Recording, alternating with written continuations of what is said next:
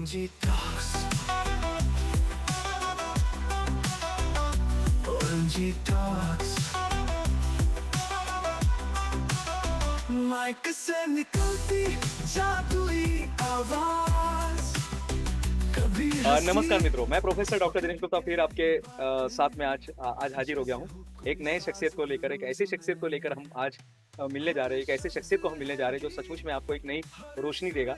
जो लोग करियर की खोज कर रहे हैं, और कई लोगों का एक कंप्लेंट होता है कि साहब हम जिंदगी में कुछ करना चाहते हैं लेकिन हमारे जीवन में ये प्रॉब्लम है।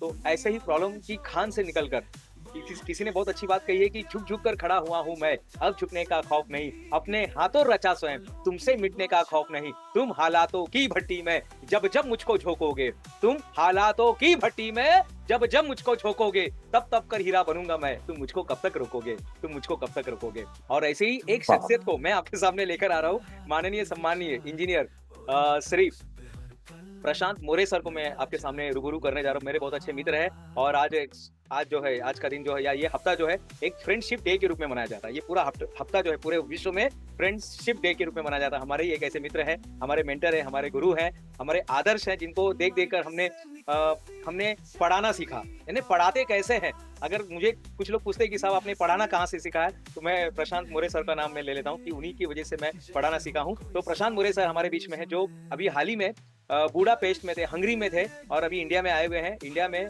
भी मुंबई के पास वो एक शहर में रुके हुए हैं। तो ये हमारा सौभाग्य है कि सर ने हमें वक्त दिया और आज हमारे साथ सर यहाँ पे शामिल हुए। सर बहुत बहुत स्वागत है आज के इस पॉडकास्ट के अंदर। सचमुच में आपसे यानी आपको मिलकर यानी बहुत अच्छा लग रहा है हमें कि आपने समय निकाल कर, आपका मैं देखता हूँ बिजी शेड्यूल है, आप कई जगह पे कई देशों के साथ जुड़े हुए हैं, कई देशों की यात्रा कर चुके हैं। आपने एक छोटे से कस्बे से शुरुआत करके अमेरिका तक अपना परचम लहराया हुआ है। तो सर बहुत बहुत आज के इस पॉडकास्ट के अंदर OMG टॉक्स पॉडकास्ट में आपका स्वागत है सर। तो मैं चाहता हूँ कि सर आप कुछ मार्गदर्शन, कुछ अपने पास्ट के बारे में बताइएगा। आपका जो बचपन है, हमारे दर्शक बहुत जानना चाहते हैं, बहुत उत्सुक है आपके पास्ट के बारे में जानने के लिए कि कैसे आपकी यात्रा रही है, आपका बचपना कैसा रहा है, और कैसे आपने इस जर्नी की शुरुआत की है। सबसे पहले मैं प्राध्यापक डॉक्टर दिनेश गुप्ता इनका बहुत बहुत धन्यवाद अदा करना चाहता हूं कि जिन्होंने आज मुझे यहाँ पे निमंत्रित किया और अपने बारे में कुछ कहने का मौका दिया। जैसे कि उन्होंने बताया है कि ये एक फ्रेंडशिप डे है, और हमारी दोस्ती पिछले लगभग अभी बोल सकते हैं मोर देन 10 ईयर्स, 10 साल से ज़्यादा, ऑलमोस्ट हम लोग 2010-11 से एक दूसरे से जुड़े हुए हैं। मैं उनसे बहुत परिचित हूँ, उनके कार्य से परिचित हूँ, और उनको हमेशा वो मुझसे सलाह लेते हैं, मुझे भी मार्गदर्शन करते हैं। हमने साथ में इकट्ठा एक इंजीनियरिंग कॉलेज में एज अ प्रोफेसर काम किया है बहुत पहले, ये लगभग 12 साल पहले की बात है।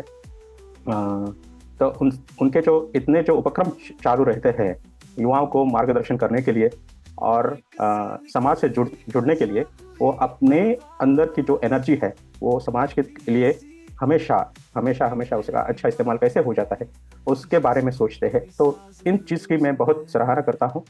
रही बात मेरी, मैं एक मैकेनिकल इंजीनियर हूँ। मैंने VJTI मुंबई यूनिवर्सिटी से 98 में मैकेनिकल इंजीनियरिंग की डिग्री हासिल की। उसके बाद में 1 साल रिलायंस में काम करके उच्च शिक्षा के लिए मैं अमेरिका प्रस्थान किया, और वहाँ पे मास्टर्स डिग्री मैकेनिकल इंजीनियरिंग 2001 में कंप्लीट की। कुछ साल वहाँ पे मैंने असिस्टेंट प्रोफेसर के नौकरी की एक वहाँ के इंजीनियरिंग कॉलेज में, और उसके बाद में मुंबई यूनिवर्सिटी में कई साल पढ़ाया मैं, अराउंड 5 ईयर्स। उसके बाद में मैंने मस्कत में मैं प्रस्थान किया, मिडल ईस्ट में, ओमान में। वहाँ पे around 7.5 years I work as an assistant lecturer वहाँ के गवर्नमेंट इंजीनियरिंग कॉलेज में। उसके बाद में मैं यूरोप में अपना सेकंड मास्टर्स डिग्री करने गया फाइनेंस में, क्योंकि मुझे फाइनेंस में थोड़ी अभिरुचि आ गई थी, और कोविड भी चालू था। तो मैंने उस वक्त का सहारा लेके, उस वक्त का इस्तेमाल करके second masters degree in finance from Budapest Hungary, central European university से की। तब से मैं अभी शिक्षा के माध्यम से लोगों से जुड़ा हुआ हूँ। मेरी खुद की एक ई-लर्निंग कंपनी है, engineering.tv, ENGG.tv। वहाँ से मैं प्रोफेशनल इंजीनियरिंग लाइसेंस के लिए जो 10 कंट्री में ये लाइसेंस की एग्ज़ाम होती है क्या है यूएस सर ये कनाडा। जो आपने जो बताया सर इंजीनियरिंग.tv, ये इंजीनियरिंग ENGG.tv, मैं अपने दर्शकों से भी कहना चाहता हूँ कि जो लोग इंजीनियरिंग से जुड़े हैं या जो करियर बनाना चाहते हैं तो एक बार इस चैनल पर जरूर विजिट कीजिएगा ENGG.tv पर, जहाँ पर हमारे प्रोफेसर प्रशांत मोरे सर के जहाँ पर व्याख्यान होते रहते हैं और कई वो वहाँ पे उनके क्विज वगैरह चलते हैं और कई चीज़ों पर वो गाइडेंस करते रहते हैं। तो क्या है सर ये ENGG.tv की जो आपने स्थापना की है, इसके पीछे मकसद क्या है और ये क्या काम करती है? जब मैंने मास्टर्स डिग्री की यूनाइटेड स्टेट्स में, ओहायो स्टेट से 2001 में मैंने कंप्लीट की, तभी मुझे पता चला कि सिर्फ इंजीनियरिंग करके काम नहीं चलता है यूएस में। अगर आपको गवर्नमेंट के कॉन्ट्रैक्ट्स पे बिड करना है, कुछ स्पेसिफिक जॉब के लिए, हायर एंड वाले जॉब के लिए अप्लाई करना है, एक्सपर्ट कमिटी में पार्टिसिपेट करना है, कोर्ट में टेस्टिमनी देनी है, तो ऐसे एक कुछ प्रिविलेजेस होते हैं, उनके लिए कोई भी इंजीनियर को आमंत्रित नहीं किया जाता है। यूनाइटेड स्टेट्स में एक लाइसेंस की एग्ज़ाम होती है जिसके प्रोफेशनल इंजीनियर PE कहते हैं। ये 2 लेवल की एग्ज़ाम होती है, जिसके लेवल 1 और लेवल 2 कंप्लीट करने के बाद आपको एक लाइसेंस इंजीनियर करके कहा जाता है।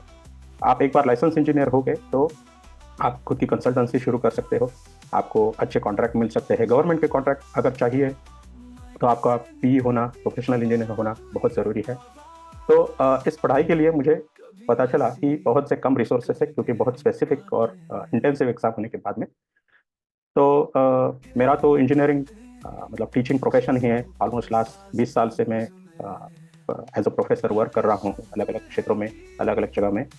तो मैंने इसमें मेरे जो नोट्स वगैरह जुड़े हुए थे उसका इस्तेमाल करके एक रिसोर्स वेबसाइट बनाया। और हालांकि आपको सब मालूम है कि जब कोविड चल रहा था तो everything was shifted to online learning. तो उस वक्त का सहारा लेके मैंने एक वेबसाइट बना के अभी मैं प्रोफेशनल इंजीनियरिंग लाइसेंस के लिए जो लेवल 1 की एग्ज़ाम है, फंडामेंटल्स ऑफ इंजीनियरिंग, उसके लिए ट्रेनिंग देता हूँ online as well as a website access. तो ये एग्ज़ाम 10 कंट्री में चलती है, यूनाइटेड स्टेट्स, कनाडा, उसके बाद में टर्की, इजिप्ट, UAE, बहरीन, कतार, कोरिया एंड जापान।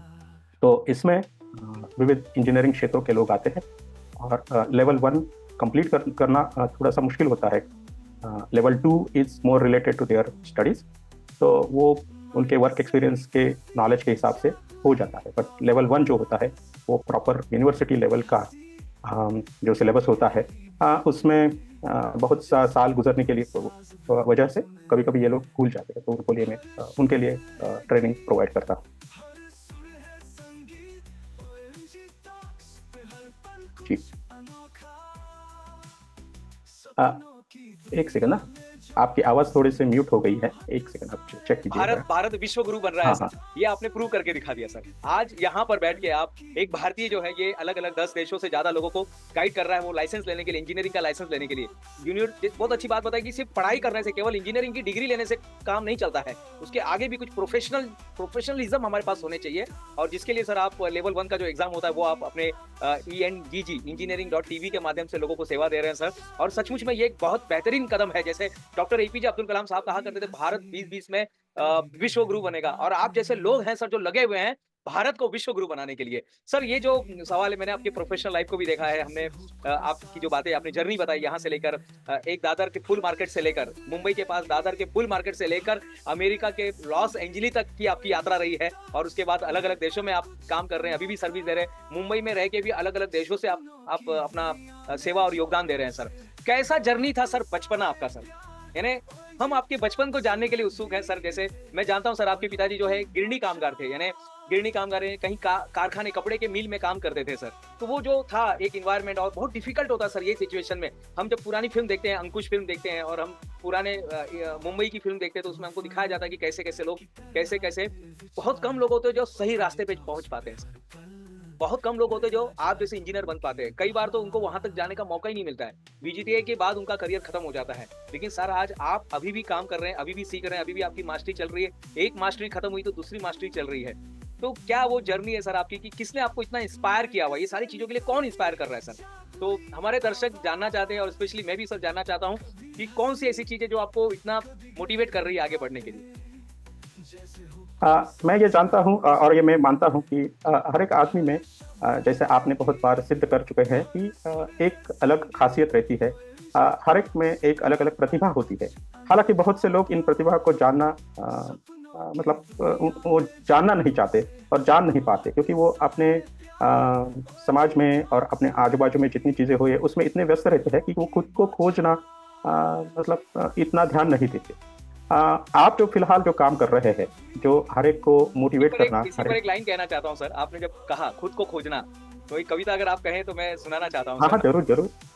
सर आपकी बातों से जो लग रहा है कि तू खुद की खोज में निकल, तू किस लिए हताश है, तू चल तेरे वजूद की समय को भी तलाश है। ये तुझसे लिपटी बेड़िया समझना इनको वस्त्र तू, ये तुझसे लिपटी बेड़िया समझना इनको वस्त्र तू, वस्त्र को पिघाल कर बना ले इनको शस्त्र तू। तू खुद की खोज में निकल, तू किस लिए हताश है, तू चल तेरे वजूद की समय को भी तलाश है, समय को भी तलाश है। तो सर ये मुझे वाह लगता है, वाह। भले ये अमिताभ बच्चन ने ही गाया है इसको, लेकिन सर ये कविता मुझे ऐसा लग रहा है कि आपके लिए लिखा गया है। जो भी आप दर्शकों से बता रहे थे कि हमें खुद की खोज करनी है। इंसान तभी आगे बढ़ेगा जब वो खुद की खोज करेगा, खुद की ईमानदारी से खोज करेगा। खुद की खोज, अपने बारे में बहुत सारे लोग जानते हैं, लेकिन अपने बारे में लोग गलत भी तो जान सकते हैं। तो आपने अपनी खुद की सही खोज की sir. Please sir continue sir. हाँ, हर एक व्यक्ति को समस्याएं तो आती रहती है। आज तक ऐसे कोई भी व्यक्ति आपने नहीं देखी होगी कि जिसको समस्याएं नहीं आई। तो समस्या एक जीवन का एक अविभाज्य अंग है, वो तो आते रहते हैं। उनके ऊपर कैसे मात करनी है, ये हर एक व्यक्ति को अपने अपने तरीके से ढूंढना है। और यहाँ पे मैं जानता हूँ कि प्रोफेसर डॉक्टर दिनेश गुप्ता जैसे व्यक्ति जब आपके संपर्क में आते हैं तो आपने ये जो उम्मीद छोड़ दी होती है कभी कभी, और आपने ये परिस्थिति को अपनाया रहता है कि मैं इससे आगे कुछ नहीं कर सकता हूँ, तो वहाँ पे आपकी जो जीवन की यात्रा है वो सच्चे दिल से, सच्चे उमंग से शुरू होती है। आप जब अपने को खुद को ढूंढना शुरू करोगे तब आपको बहुत पता चलेगा कि आप में भी कोई शक्तियां हैं, आप में भी कुछ प्रतिभा है। और उनको जान के, अगर वो बोलते हैं ना कि strengthen the strengths and weaken the weakness, you have certain strengths and you have certain weaknesses. आप अपने प्रतिभाओं को जितना फुलाओगे, बढ़ाओगे, निखारोगे, उतना अच्छा रहेगा। आप में जरूर कुछ वीकनेसेस होगी, कमियां होगी, लेकिन उनको आपको उतना ही कम करना है, उतने ही कंट्रोल में रहना है कि ताकि आपसे कोई नुकसान ना होगे। कोई भी व्यक्ति अपने वीकनेसेस को 100% एलिमिनेट नहीं कर सकता है, लेकिन अपने प्रतिभा को जितना पॉसिबल है उतना आगे चला सकता है। क्योंकि अगर उस प्रतिभा को आपने अच्छे से आगे बढ़ाया तो आप एक यूनिक पर्सनैलिटी हो सकती है। और मैंने देखा है, मैं प्रोफेसर डॉक्टर दिनेश गुप्ता के साथ जुड़ा हूँ और उनसे OMG रिकॉर्ड्स के बारे में जानता हूँ। और उन्होंने बहुत से इतने लोगों से संपर्क किया है OMG बुक ऑफ रिकॉर्ड्स के। अगर आप वेबसाइट में जाएंगे तो आपको इतने लोगों के इतने अलग अलग प्रतिभाएं दिखेगी। और वो एक समाज के व्यक्ति नहीं है, एक जाति के धर्म के व्यक्ति नहीं है, एक लोकेशन के व्यक्ति नहीं है। मैं तो ये तो कहता एक उम्र के भी व्यक्ति नहीं है। कुछ उसमें कुछ बच्चे हैं, उसमें कुछ बुजुर्ग है, उसमें कुछ वर्किंग क्लास है, उसमें कुछ हाउस वाइफ्स है। और ये सब अपने अपने तरीके से अलग है। और इन अलगाव को ये प्रोफेसर डॉक्टर दिनेश गुप्ता अपने OMG बुक ऑफ रिकॉर्ड्स के बारे में प्रमोट करते हैं। और जैसे कि टिपिकल बाधाएं तो आती ही रहती है। मेरे पास पैसे नहीं हैं, मेरे पेरेंट्स का मुझे 100% सपोर्ट नहीं है, मुझे अच्छी खासी जॉब मिल रही है, अभी चालू है, वो छोड़ के मैं क्यों जाऊँ 98 में। मेरे पास ऐसे ही एक सवाल था कि अच्छा खासा मेरा रिलायंस का जॉब चल रहा है इंजीनियरिंग कंप्लीट करने के बाद में, क्यों मैं रिस्क लेके एक अलग कंट्री में जाऊँ जिसके बारे में मुझे कुछ मालूम नहीं है, वहाँ पे कोई मेरा दोस्त नहीं है। तो at certain stage of life आपके जीवन में ऐसे क्वेश्चंस आने वाले हैं। और रिस्क और रिवॉर्ड हमेशा सम प्रमाण में होते हैं, प्रोपोर्शनल होते हैं।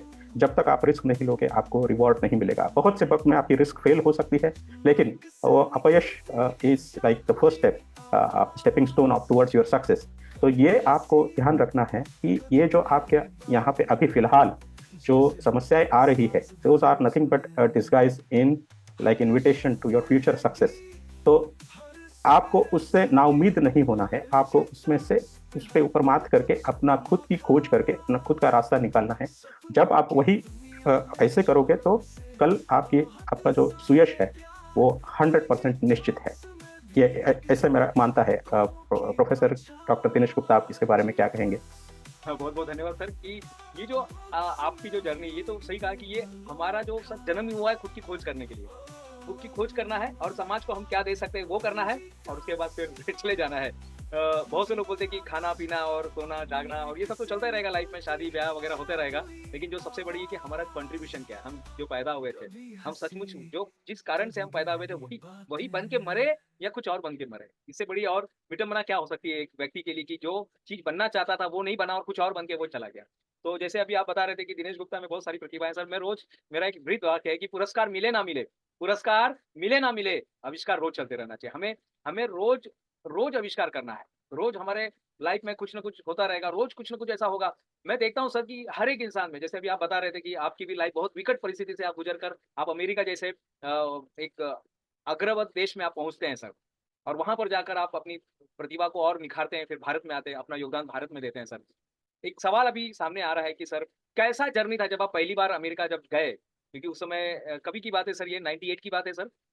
हाँ, नहीं, अगस्त 99 की बात है। 99 की बात है। अगस्त 99 जब मैं में हाँ, अगस्त 99 जब में आप मैं हाँ, आप पहली बार जब अमेरिका जाते हैं और अमेरिका में जाने के बाद क्या-क्या चैलेंजेस आपके सामने आ रहे थे सर? क्या-क्या चैलेंजेस थे जो एक एक इंडियन लड़के को वहाँ पर आता है सर, एक जो बच्चा यहाँ से जाता है सर, वो स्कॉलर होता है, पढ़ाई में तो 1 नंबर होता है। पढ़ाई में 1 नंबर इसलिए तो आप अमेरिका पहुँच पाए हैं। वो भी मुझे लगता है आप स्कॉलरशिप में गए क्योंकि आपकी एक लाइन थी कि राइट, पढ़ने के लिए पैसे की ज़रूरत नहीं पड़ती है। ये मुझे याद है आपने राइट, मुझे 24 जून 2011 में आपने जब हमारी पहली बार मुलाकात हुई थी, हम लोग जब वो जहाँ पर सारे फैकल्टी जो नए फैकल्टी थे उनको एक रूम में बैठाया गया था और जहाँ पर आपसे मेरी पहली बार बात हुई सर।